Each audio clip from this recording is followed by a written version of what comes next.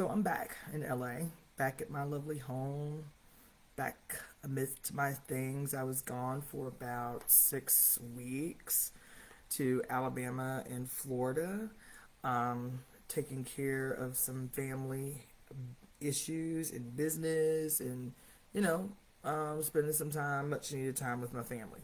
But anyway, so the last few days since I've been home since Saturday, and since I've been home, I've been just playing it low key, trying to get, some business taken care of, but like playing it easy. And I had to teach a class today, hence the makeup and stuff. But I had to teach a class today, which went really well. And then I came home and I was like, well, I'm just going to hang the rest of the night. And started watching this show called The Power. It's a news show on Amazon Prime about this evolutionary occurrence that is only impacting girls and giving them this like electrical power, right? It's only into the third episode, I think, so it's a new series. But baby, when I say my mind is blown, this show has out the gate came swinging.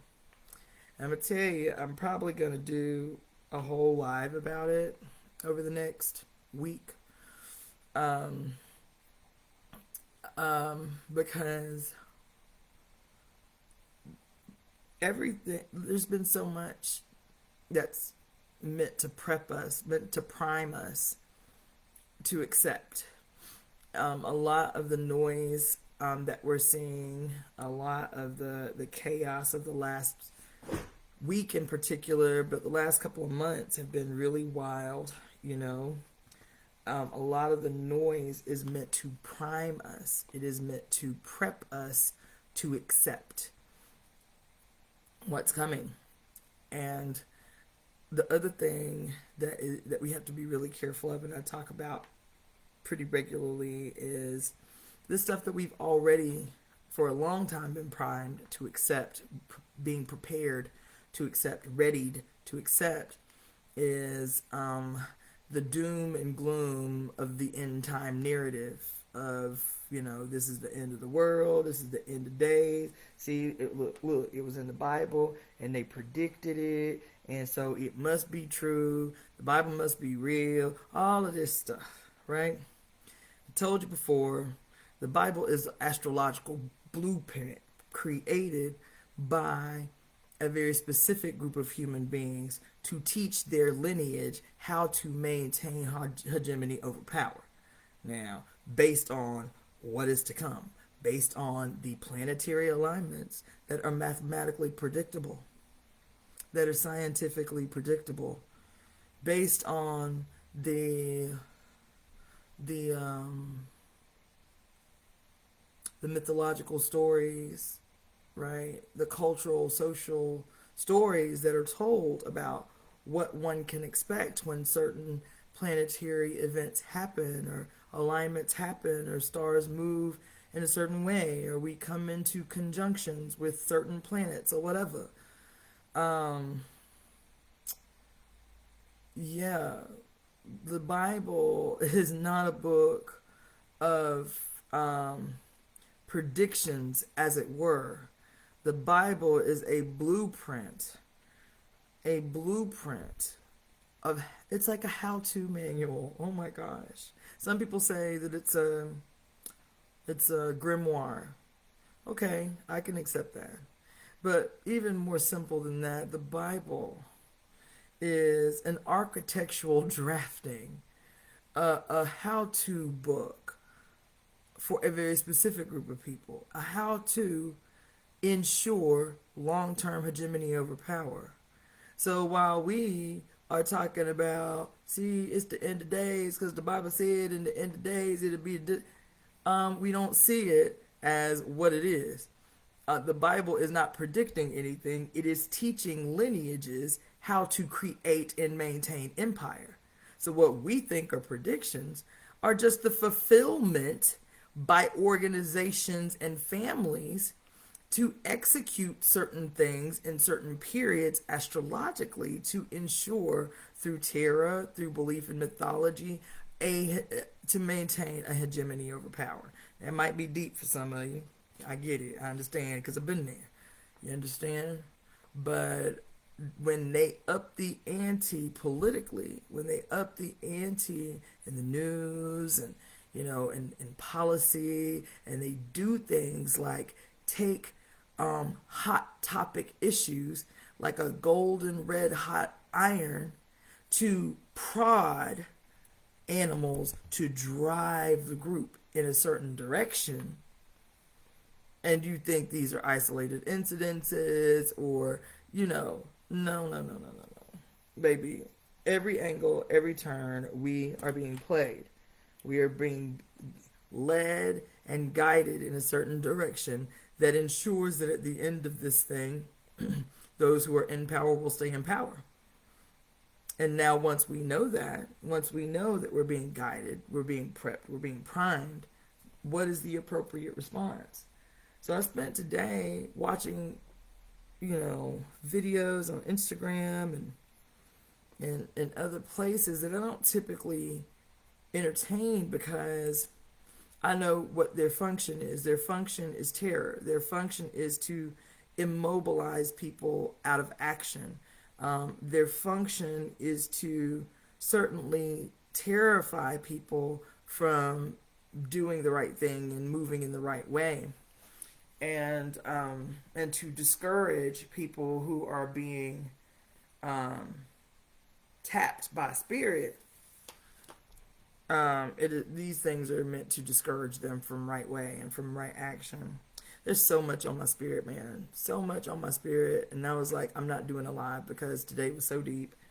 And I lectured like 30 young people today, like ages freaking 13 to 19. And so it was a lot, but there's a lot on me. This show, everybody should watch, I think. I think you should watch with a discerning eye. There are a lot of these shows that are coming out now about gifts and about magic and about power and about witchcraft and all of these things. And I'm telling you, no matter what they are, the message is still the same. You understand? The message is still the same. The mother is fighting like hell to regain her spot on the throne. And these malignant children of hers are doing everything in their power to stifle and prevent her inevitable resurrection, is what they're doing. And all of these shows, man, are doing the same thing. Good as they are, entertaining as they are, they're doing the same thing. Attempting to scare, terrorize, frighten women from seizing their rightful place as the preservers of the planet, as the preservers of our way of life, as the people who are going to have to take hold of the reins to lead humanity back in right way with the planet and her inhabitants. You feel me? And that's what it is. Now I've been told by, people who care about my life and shit, priests and carrying on, well, I mean, you put yourself out there on the videos and everything, and so that's why, you become a target. A target for what? A target for what? You know what I'm saying? Like, I done been there, baby. I done done that. I done political activism and shit, and had motherfuckers digging through my garbage. For what, boo? For what? Right? I just see the world different. I might be rambling. I am tired, but baby, pay attention. When everybody's head is turned right, look left. And everybody's looking down in their phone, look straight ahead. When people got headphones in their ears, take yours out. Be present. because we ain't but a couple of weeks into this Pluto into Aquarius, baby, and we about to be on a bucking bronco ride for a hot minute, for a good a year and 4 or 5 months. And I'm sorry, somebody's gonna be mad. Somebody always is mad. But if you still on that train, that the only thing that's gonna save the day is for you to get out and vote, honey, you done missed the boat. You already light years behind the curve. Now you can go out here and vote. That's cool, no judgment. But that ain't all. That ain't even remotely close. As a matter of fact, well, I won't go that deep on y'all, but just know that ain't where it's at. What we talking about doing, what we talking about making happen in the world, that ain't it. I'm gonna leave with this because this live thing has got me kind of discombobulated or whatever. But I'm back in LA, so I will be doing. I will be resuming this weekend. I'll probably be resuming from some remote location because I need to check out. I need to sleep on the dirt. So I'll probably be leading I want to get back on a schedule. Before I went home, I was home for a while. A schedule was every first and third Saturday for the Temple of Evolutionary Emergence service. The services up until that point had been both in person and online. That's not going to be the case this weekend, but I will attempt to resume that once I get my LA legs back up under me good. But this week I will be doing a temple service remotely, live, online, so I'll post those details up probably tomorrow. Friday, I'm going to be doing a live on Facebook, Twitter, and YouTube, called The Mother's Curse, and it's going to be a deep dive into this concept of the Mother's Curse. So I'll do that on Friday. And then I got a little storytelling I'm going to do for y'all on Saturday. And I would say over the next few days, go outside, hug a tree, walk barefoot, sit on the ground, sit your butt at the roots of a tree, breathe deep, go swim in the ocean. Yeah, I know it's cold, but you need the shock to your system. There's a lot coming down the pike, and I'm just trying to be mindful of my brain.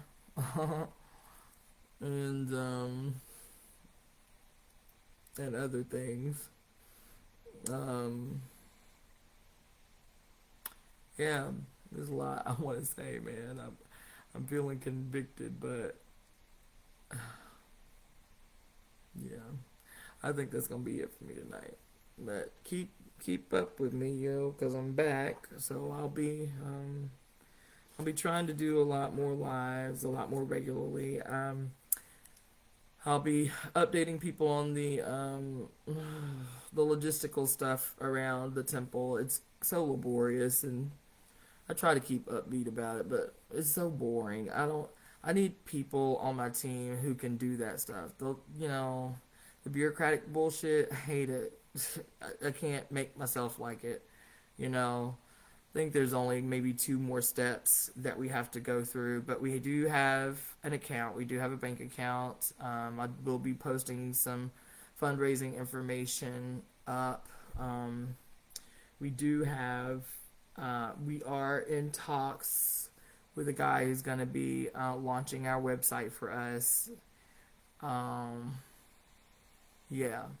So it's a lot happening. I just, anyway.